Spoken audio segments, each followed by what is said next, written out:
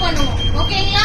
ஒரு mild vomiting sensation இருந்தால் கூட எக்காரணத்தை கொண்டும் தலையை வெளியே நீட்டக்கூடாது, கையை வெளியே வைக்காதீங்க.